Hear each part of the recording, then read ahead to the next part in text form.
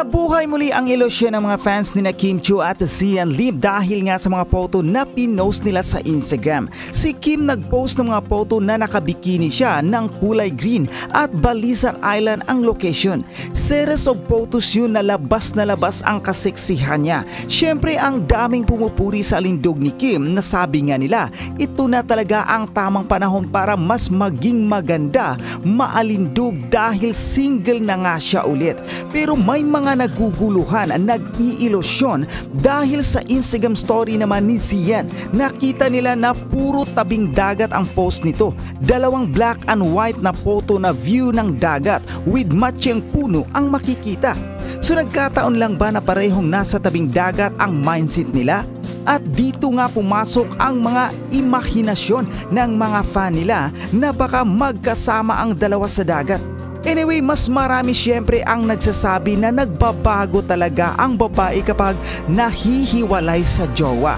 Si Kim nga raw mas naging blooming ngayon, na mas sexy na siya ngayon, na mas malakas makapagpainit ng katawan si Kim ngayon, na mas lumabas ang sex appeal niya sa green bikini outfit niya, na mas nagiging strong ang babae kapag nahiwalay sa lalaki, at mas nagiging magaan daw ang buhay ng babae kapag naging single ulit, lalo na at galing sa matagal na relasyon.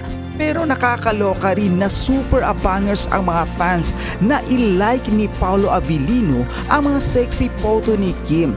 May mga nagsasabi pa na magpapaparty sila kapag ginawa yun ni Paolo.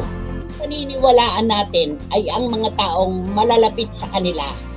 Ay nako, Romel, tayo ay nagpahuli na naman sa balita ang buong bayan kasi Abril pa lamang pala ay tapos na ang relasyon itong dalawang ito. Hindi pa lamang sila umaamin pero marami nang nakakaalam, marami nang nakakapansin tungkol sa kanilang hiwalayan. Nahuli lang yung pag-amin.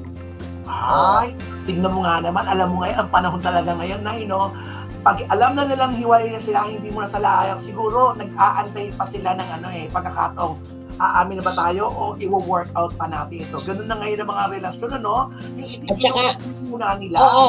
At saka parang sinundan nila yung ginawa ng Katniel na pagkatapos ni Catherine Bernardo, sumunod naman na nagtapat ng hiwalayan si Daniel Padilla, di ba? Ganun din. Alam mo ba, Romel, nakakalungkot. Kahapon lamang ibinalita natin na marami talaga sa kampo ni Kim Chiu ang hindi boto dito kay Zian Lim. Kasi para bang lumalabas na si Kim lang ang mahal nitong lalaki at wala siyang pakialam sa mga taong mahal ni Kim. Parang ganon. Kaya nga, tuwan-tuwa ngayon ang pamilya ni Kim Chiu kasi pagkatapos ng mahabang panahon, di ba, 12 anyos na yung kanilang relasyon. At sa mahabang panahon na yon, hindi nakakasama si Kim ng kanyang pamilya tuwing Pasko at Bagong Taon. Ngayon, nagkasama-sama sila. Nagbalisin sila Nagbalisin ang buong pamilya ngayon. At pagkatapos, isa pang rason, tinatanong naman pala ni Kim kung ano ang plano ni Zian para sa kanilang buhay, sa kanilang relasyon. Aba, diretso naman palang sinasabi ni Zian sa kanya na wala pa siyang plano ng paglagay sa tahimik. Wala siyang plano pa na magpamilya dahil ang kanyang prioridad pa rin ay ang kanyang karera. Bakit naman hindi mauuntog? Kahit walang poste, mauuntog na itong si Kim Chiu, di ba? Mabuti lang dumating ang panahon na yon kasi kung papahabain pa rin niya, aabot pa ng 13, 14, 15. So ano na lang, magiging losang naman sa magiging matandang dalaga. Oo, totoo yun. Totoo yun, hindi naman sapat na ikaw lang ang nagmamahal, di ba? Dapat minamahal ka rin. Reciprocal ang pagmamahalan. Kung ano ibinibigay mo, hindi man maibalik ng higit sa ibinibigay mo sa lalaki, ramdam mo man lang sana na pinahahalagahan ka rin at minamahal. Kaya kaso hindi puro yung babae ang tagabigay, puro yung babae ang nag-umiintindi, puro ang babae ang sige lang. Kung ang lalaki naman walang ginagawa, at walang plano tungkol sa kanilang kinabukasan, bakit ka nga naman magmamatagal pa sa relasyon na yan? Di mas maganda na nag-iisa ka, di ba? Pero isipin mo, kalahating taon na naitago nila yan. Ibig sabihin siguro, iniisip pa rin nila na baka sakali magbago pa rin naman yung lalaki, di ba? Baka na sakaling isang araw pumasok sa utak niya na, ay teka, prioridad ko rin pala ang magkaroon naman ako ng sariling pamilya. Hindi na ako bumabata, di ba? Tama. Yun. At saka na yun, no, iba na rin talaga ang panahon ngayon, di ba, nanay? Dati kasi, kapag mga artista naghiwalay, walang kibuan, wala lahat, di ba? Ngayon, tignan mo, naghiwalay sila, na matagal na, pero nagkakaintindihan sila. So, iisipin mo, iba na talaga ang panahon ngayon. Oo, nakaka-adjust na sila sa sitwasyon. Totoo. Totoo yan. Marami naghihiwalay na magkakaibigan pa rin, di ba? Marami nagkakahiwalay na nagkikibuan, pero marami rin naman po mga kapatid na nagkakahiwalay na wala na talagang pag-asang maging magkaibigan. True. Talagang kim-kim na nila talaga yung sama ng loob sa kanilang puso, di ba? Yan, sabi ni Tita Nene Olanday, Tita, parang hindi naman naramdaman na oo nga, ano, ito yung talagang universal opinion to eh. Tita, parang hindi naman kasi naramdaman na naging sila. Kasi nga, hindi nila inaamin. Sana Kim, makatagpo ka na ng lalaki na magmamahal sa iyo ng wagas. Sabi niya, sa ganda naman ng puso ni Kim at sa husay naman niyang magdala ng isang relasyon at sa galing naman niyang magmahal na ipinakikita niya ang lahat-lahat at ibinibigay nararapat, makakatagpo rin siya isang araw ng tunay na magmamahal sa kanya at magbibigay ng pagpapahalaga. Diba? Oh, alam mo ba si Juris Dr. Channel nandito na? Nandito na. Kaya lang ngarag-ngaragers pa sa jet lag. Ngarag pa. Alam mo ba nakapag-ikot na nga siya ng Fisher Mall? Talaga ba? Kumain siya sa isang Japanese restaurant at sabik na sabik siya sa rice talaga. Pero nasa Amerika man at rumarap pa man siya sa Idaho Falls o nandito sa Pilipinas, tuloy pa rin ang kanyang mga komento. Waste of time. Waste of time yang si Sian Lim. Buti na lang talaga nakawala na si Kim Chiu sa hawla ng Martiolet na yan. Good riddance. Totoo yan.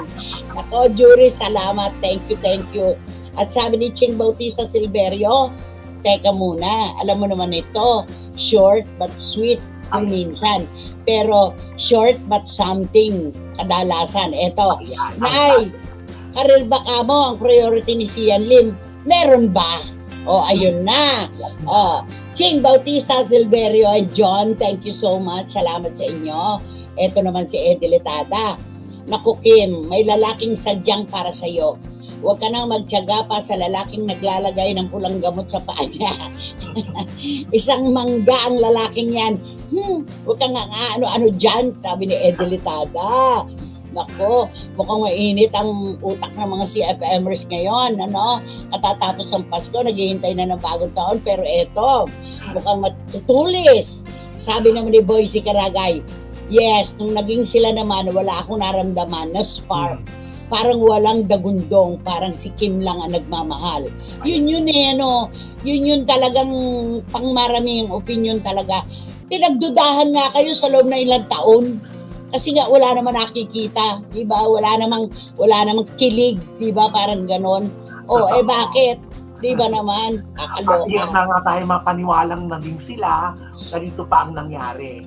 Nung kalahating dekada na siguro sila, parang ganon, na nagpupunta-punta na sa iba-ibang bansa na magkasama, 'di ba? Sabi ni Dan Clavesillas, walang plano si Sian, wala pong direksyon ng relasyon nila, kaya blessing in disguise po. Tila yan, she deserves somebody better. Para tuloy pinaasa lang siya. Sayang po ang 12 years na nakatali siya. Mismo, totoo, tumpak. Ayan, sabi naman ni Randy Balaguer ng 16 Cent Coffee, Nay, may magbibigay daw ata ng statement sina Kailin Alcantara at ang anak ni Carmina, pero after ng Katniel at after ng Kim Sian, lipat ulit sila sa dulo ng pila. Wala naman kasing interesado, walang sense, hindi sikat, buhahaha. Sabi ni Randy, mainit ang ulo ng anak ko. Mainit, di ba? Ayan, nakakaloka. Ano kaya ang masasabi naman itong isa pa? Naku, mamaya ako nababasahin yung nagpunta ng Holy Land. At baka sabihin na naman na, nandito po ako ngayon sa sinihan. Nag-iisa pa lang ako. O naging 3 kami, lumabas ako, naging 5 na kami. Ayoko ngang banggitin ko ano yung pelikula na yan. Word of the day, reciprocal. Tama po, Nay. Buti nang wala na sila ni Sian, ang dami pang mas deserving sa'yo, Kim. Sabi ni Boyzy Garagay, totoo yun, reciprocal talaga. Kung anong ibinibigay natin na pagmamahal, dapat yan ay ibinabalik sa atin.